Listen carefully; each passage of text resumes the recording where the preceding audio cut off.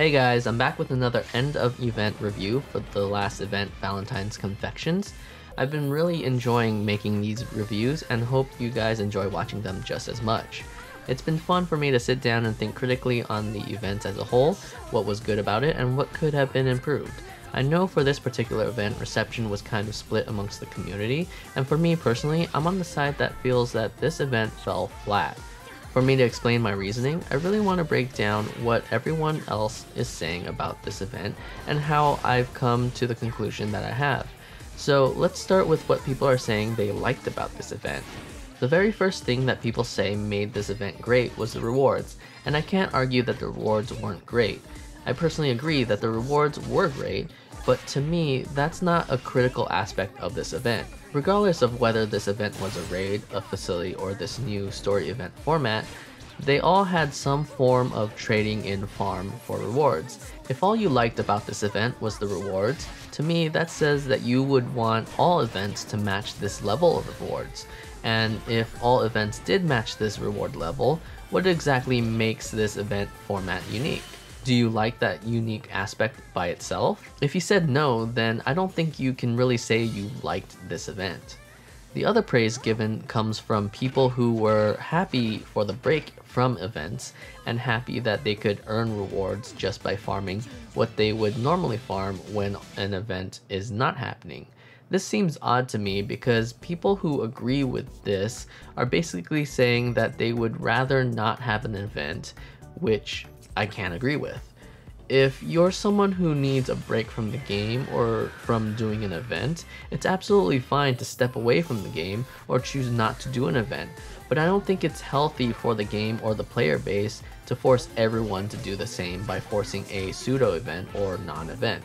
And to me, this event comes very close to being a non-event.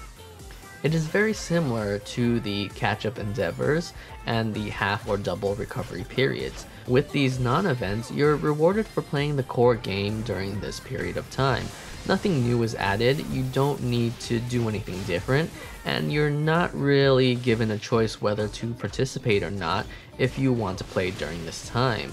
This all sounds like aspects of Valentine's Confections.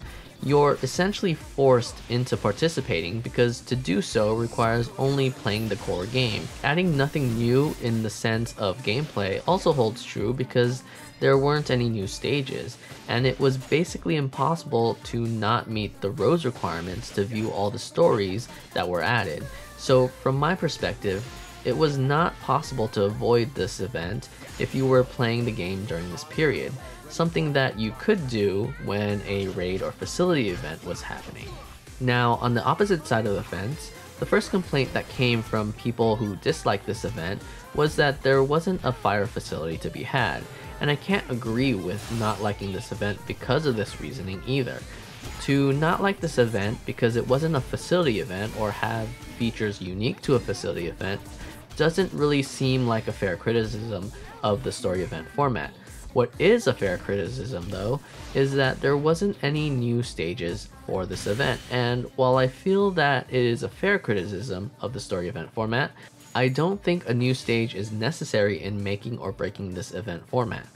If they do end up adding a stage element to this format though, I certainly hope that it stays true to the core idea of a story event and not there just as a throwaway stage. So what is the core idea of this story event? Well, the story component of course, and this is what my review and my opinion of this event are all based on. It has nothing to do with the rewards or the lack of new gameplay elements, it is just the story component. And to be clear, it is not the story itself, but the mechanics and components of how they've implemented these stories. There will always be stories that are hit or miss, and while that does affect the overall enjoyment of the event, how you go about getting these stories, to me, is the core gameplay aspect of the event, and with that said, I stand by my original statement in the beginning of the video that this event fell flat, and that is because of the lack of balance in the event's difficulty. There are several ways I can see them improving the format though. The first and foremost issue is the lack of stories. With only 6 stories, time gated, but essentially free for everyone because of how few roses you needed, there was really no challenge or decision to be made in unlocking all of them. To improve this for future story events, every adventurer should have a story, maybe even every dragon. There should be some sense of choice for the player and a level of challenge to complete all of them. If they stick with the pay with roses format, the cost should be a lot more than what they were.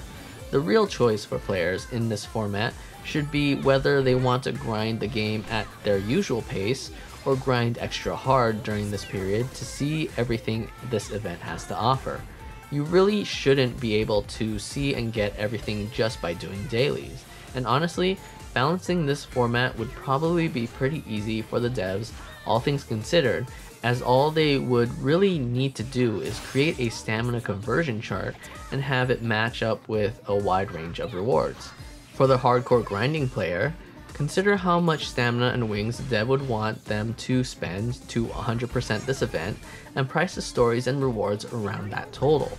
They could also take the most casually acceptable player, figure out how many roses they could generate with their play rate, and balance what they feel is an appropriate amount of stories and rewards for that level of play.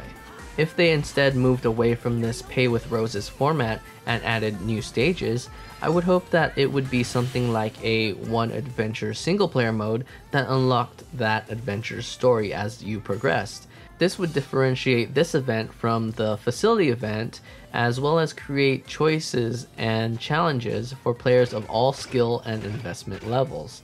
Of course, with this change, the event moves away from asking how hard do you want to grind and back to do you want to do this event. But that to me would be a welcome change and make this event stand on its own, differentiating it from the other events in a very interesting and fun way. Anyways, that's all I have to say about this event. I hope you enjoyed it, and if you like my videos, please support me by subscribing to my channel. I really appreciate it. Thanks for watching, and I hope to see you in my next video.